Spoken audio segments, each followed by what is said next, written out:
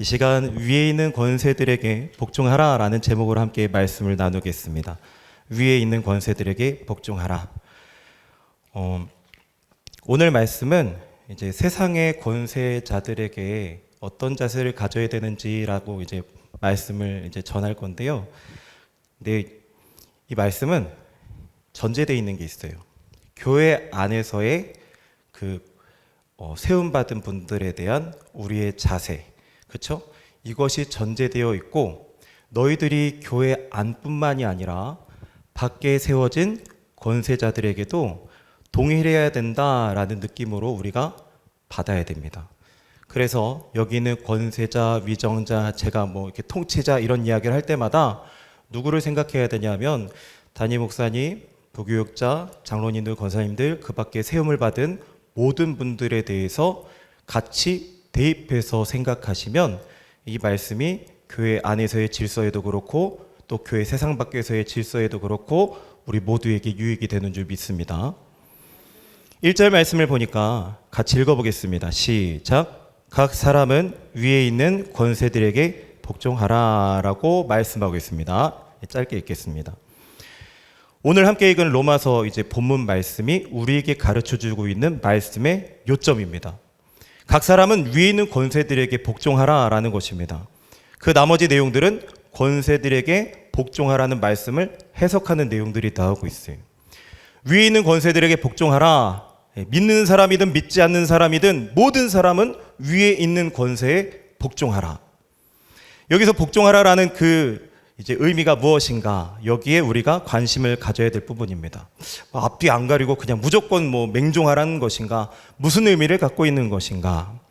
오늘 4가지로 함께 말씀을 나눌 것인데 3가지는 오늘 본문에서 이미 가르쳐주고 있는 내용들이고 다른 하나 마지막 4번째는 오늘 본문을 중심으로 추론해서 얻은 내용을 함께 나누도록 하겠습니다. 위에 있는 권세들에게 복종하라라는 의미가 무엇인가? 첫 번째는 통치자의 권위를 존중하라는 뜻입니다. 우리 1절, 2절 말씀 읽어보겠습니다. 시작. 각 사람은 위에 있는 권세들에게 복종하라.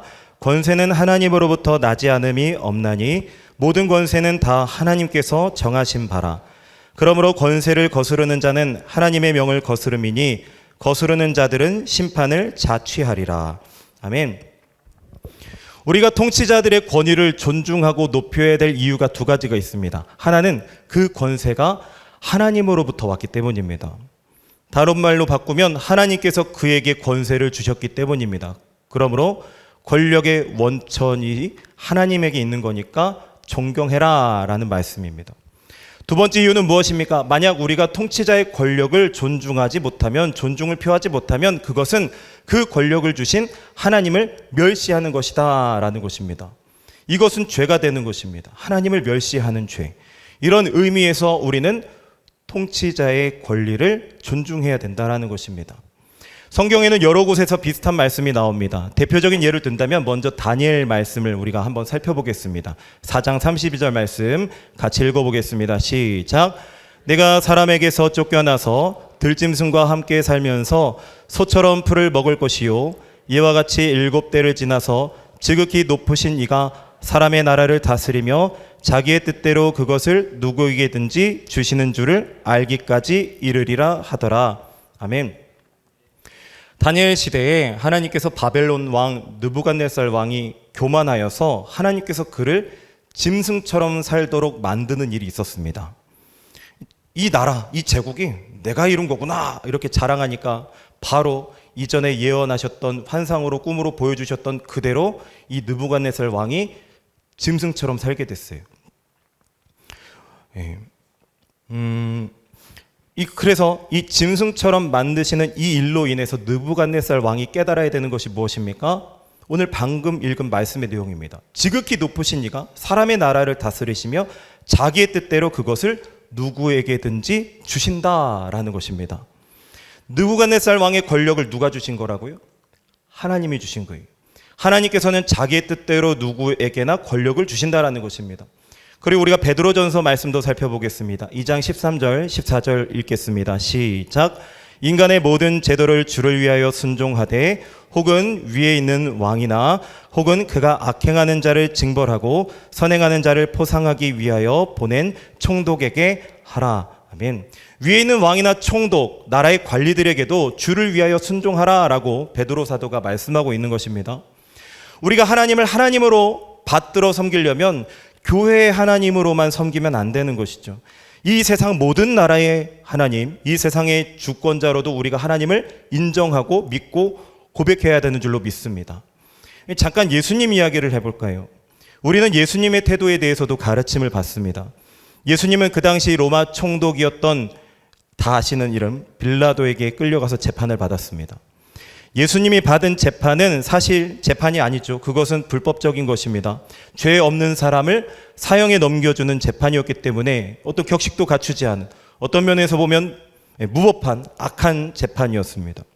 그래서 예수님이 만약 자기의 권리를 끝까지 주장하고 빌라도의 권한을 인정하지 않았다면 재판을 거부할 수도 있는 것이고 힘을 다해서 저항할 수도 있었을 것이고 욕을 퍼부으면서 빌라도 너의 말 안 듣겠다라고 할 수도 있었을 것입니다. 그런데 예수님의 태도가 너무나 이상한 거예요. 빌라도가 예수님을 향해서 네가 하나님의 아들이냐, 네가 유대인의 왕이냐 질문할 때 예수님이 대답하셨습니다. 그리고 다른 질문을 하니까 전혀 대답을 하지 않으세요. 예수님이 가만히 계시니까 뭔가 안 입곱게 생각을 했는지 아니면 뭔가 권위로 누르려고 했는지 빌라도가 이런 말을 합니다. 너는 총독에 있는 내가 너를 석방할 수도 있는 권한도 있고 너를 죽일 권한도 있다는 거 네가 모르냐? 네가 나를 누군지를 알면 네가 그렇게 말 안 하고 입 다물 수 있겠느냐? 라고 말을 해요. 그때 예수님께서 유명한 말씀을 하십니다. 요한복음 19장 11절 말씀 읽어보겠습니다. 시작. 예수께서 대답하시되 위에서 주지 아니하셨더라면 나를 해야 할 권한이 없었으리니 그러므로 나를 내게 넘겨준 자의 죄는 더 크다 하시니라. 아멘. 이 말씀을 현대어 성경으로 보면 읽겠습니다. 시작. 그제서야 예수께서 말씀하셨다. 내가 하나님께 권한을 받지 않았던들 나를 어떻게 할 수 없었을 것이다. 그러므로 나를 내게 넘겨준 자들의 죄가 더 크다. 예수님께서 우리에게 무엇을 가르쳐 주십니까? 비록 불법 재판을 하는 빌라도지만, 비록 세상 권력을 가지고 하나님의 아들을 심판하는 자리에 있는 빌라도지만 일단 그 권력이 하나님의 손으로부터 왔다라는 것을 인정하는 것입니다. 성경에 예언된 대로 구속의 사역을 이루기 위해서 빌라도 같은 사람에게 하나님께서 권력을 주셨다라는 것을 예수님이 인정하신 것입니다. 그러니까 빌라도를 인정한 것이 아니라 빌라도에게 권력을 주신 하나님을 인정했다라는 것입니다. 사실 사람 자체를 논한다고 한다면 권력자들 그리고 정치가들은 존중이 잘 되지 않습니다. 그건 사실인 것 같아요. 어떤 면에서는 도덕적으로 너무 고상한 분들은 정치인이 될 수 없는 것 같습니다. 구린내 나는 부분이 있고 존경이 안 가는 부분들이 얼마든지 있고 나쁜 짓들도 할 수 있다는 것을 인정하면서도 그럼에도 불구하고 말씀은 하나님께서 그에게 권세를 주셨을 때에는 존중하라라는 것입니다. 교회든 세상이든 하나님께서 세우셨으니 존중하라. 존중하지 않고 따르는 척하면 그것은 하나님을 멸시하는 것이다 라는 것입니다. 무조건 맹종하라는 것은 아니죠. 막 앞뒤 가리지 않고 무조건 그냥 뛰어들라는 것이 아닙니다. 자유민주주의 사회에서는 촛불 집회처럼 시민 불복종 운동을 할 수 있습니다. 워터게이트 사건의 주범이었다가 예수님을 믿고 변화된 미국 정치인 찰스 콜슨이라는 사람이 있습니다. 이 사람이 시민 불복종을 할 수 있는 원칙 4가지를 이야기했습니다. 한번 들어보십시오. 첫 번째, 정부가 교회의 역할을 대신하려고 하거나 하나님께만 드려지는 충성을 뺏어가려고 할 때 우리는 불복종할 수 있다. 두 번째, 국가가 양심의 자유를 제한할 때 우리는 불복종할 수 있다. 세 번째, 국가가 하나님께서 명령하신 생명을 지키고 질서와 정의를 보존하라고 하는 책임, 이것을 기만하고 무시할 때 우리는 불복종할 수 있다. 네 번째, 불복종한 결과에 대해서 책임을 질 수 있을 때 우리는 불복종할 수 있다라고 했습니다. 그러니까 우리가 잠깐 이렇게 넘어가는 것이지만 명심해야 될 것은 우리는 불복종할 수 있으나 불복종을 먼저 앞세워서는 안 된다라는 거예요. 불복종 전에 존경하는 자세를 먼저 앞세워야 되는 줄 믿습니다. 왜 그렇습니까? 하나님께서 그렇게 말씀하시는 거예요. 예수님도 그렇게 하셨기 때문에 그렇습니다. 권위에 대한 존경 없이 불복종만 외치는 분들은 나라를 망치는 분들인 거예요. 권위에 대한 존경 없이 내가 하고 싶은 것, 내가 말하고 싶은 것만 외치는 분들은 교회를 망치는 분들입니다. 자신만의 유익을 구하는 사람들인 거예요. 나라든 교회든 마찬가지라는 거예요. 하나님의 거룩한 주권을 침해하고 멸시하는 것이다라는 것입니다.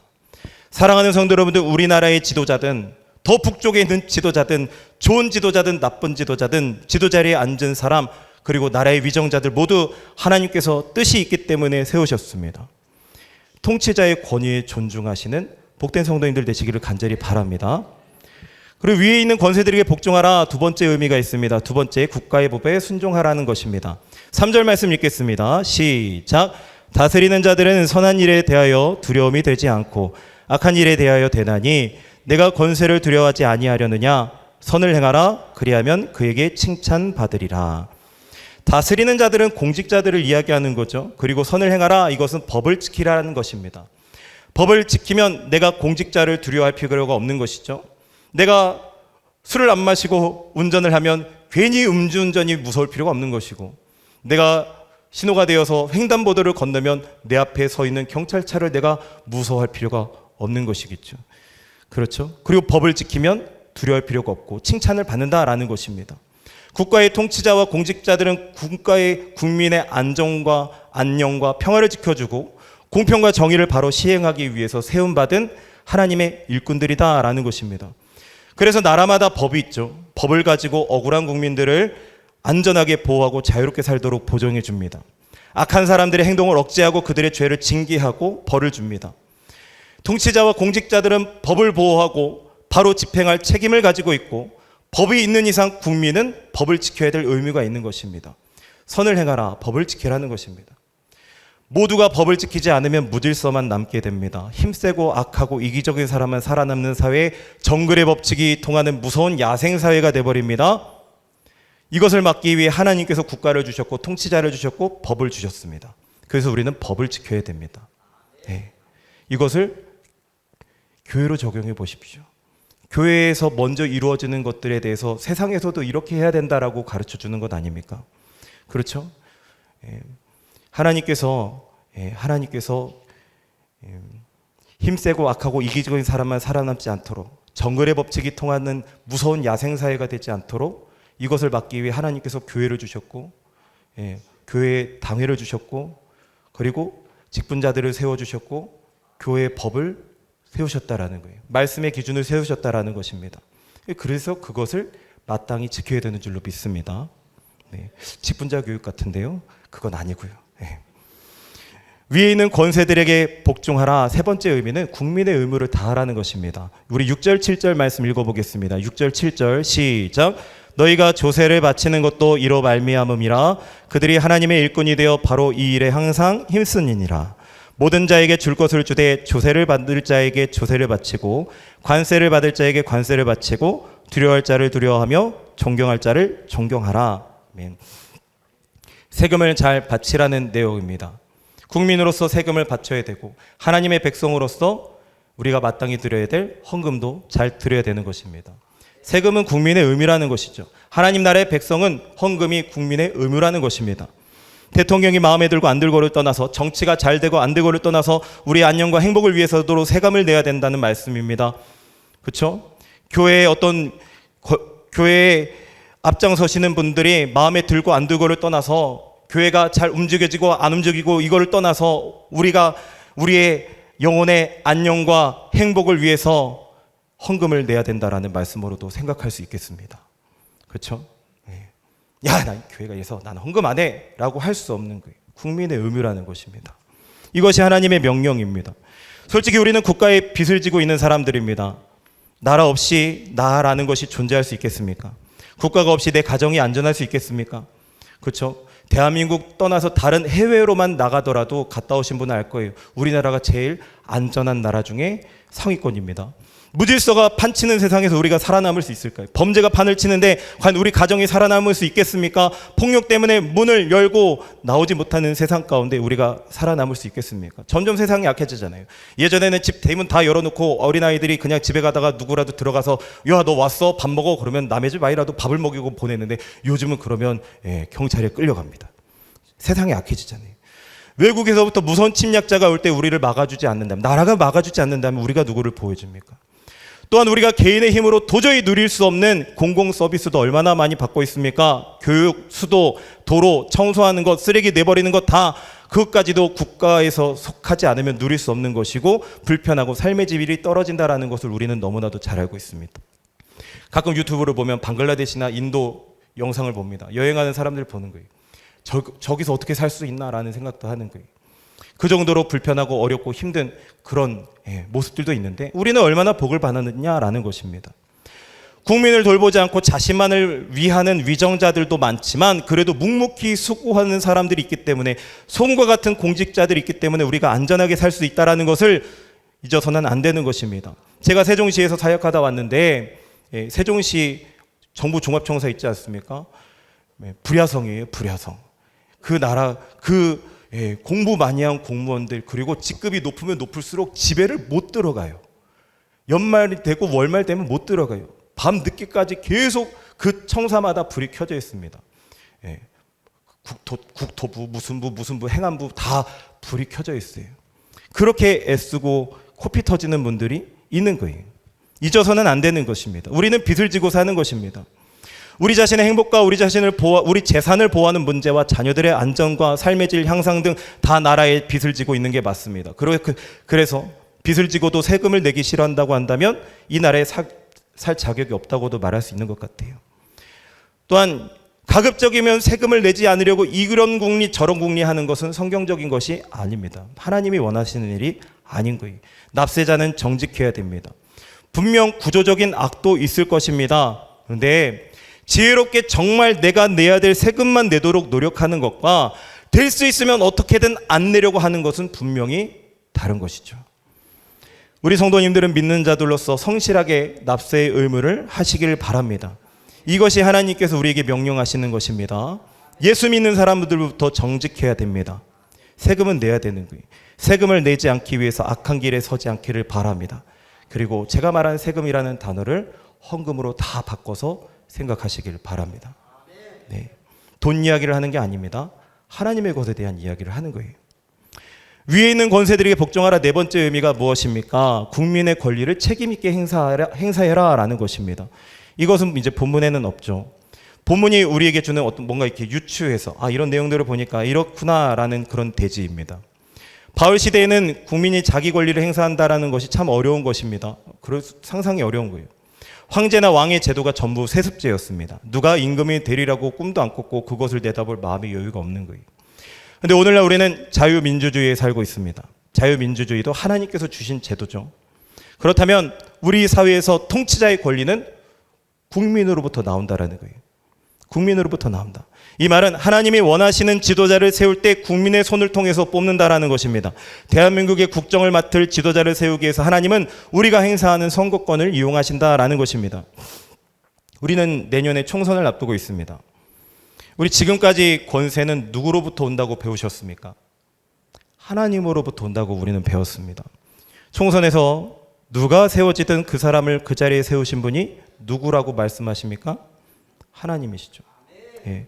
우리는 세우신 분이 하나님이심을 믿어야 됩니다. 그러므로 누가 되든 일단 통치권을 잡으면 그 사람에게 존경을 표해야 되고 의무를 다해야 되고 법을 지켜야 한다는 것입니다. 그렇다면 하나님께서 우리의 선거권을 통해서 원하는 자를 세우시길 원한다면 하나님의 마음이나 우리의 마음이나 동일한 부분이 있습니다. 가급적이면 좋은 사람을 세우겠다는 것, 이것이 하나님의 뜻 아닐까요? 그렇죠? 예. 어차피 기대할 것도 없고 나는 투표 안 해. 이게 내 권리야. 이것은 하나님의 마음에 합한 것이 아닌 태도입니다. 우리는 좋은 일꾼, 좋은 지도자를 뽑아야 되는 거예요. 왜냐하면 잠언 14장 34절의 말씀에는 공의는 나라를 영화롭게 하고 죄는 백성을 욕되게 하느니라 라고 말씀하고 있습니다. 공의는 나라를 영화롭게 하고 죄는 백성을 욕되게 한다. 의로운 통치자가 세워져서 의롭게 정치를 하면 우리 모두가 영화로운 백성이 되지만 죄를 함부로 짓는 통치자가 세워지면 백성이 욕을 당하기 때문에 하나님께서도 좋은 지도자 세우기를 원하시고 우리도 좋은 지도자 세우는 것에 정성을 다해서 하나님 뜻에 협력해야 되는 것입니다. 나라의 위정자들이 선출되어서 기독교 정치관, 기독교 윤리관을 정치에다가 적용하려고 그렇게 막 하고 노력하도록 하기 위해서는, 그렇게 만들기 위해서는 좋은 정치, 깨끗하고 정직한 정치 만들기 위해서 우리의 권리를 바르게 행사할 수 있기 위해서 꼭 투표를 해야 되는 것입니다. 정치적인 책임은 신앙 양심에 관한 문제라고 할 수 있습니다. 5절 말씀 읽어보겠습니다. 시작.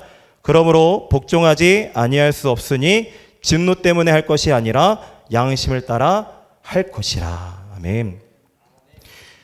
정치 문제라는 것은 신앙 양심에 대한 문제라는 거예요. 하나님과 나와의 관계에서 양심의 가책이 없도록 해야 되는 문제입니다. 투표는 신앙 양심의 문제라는 거예요.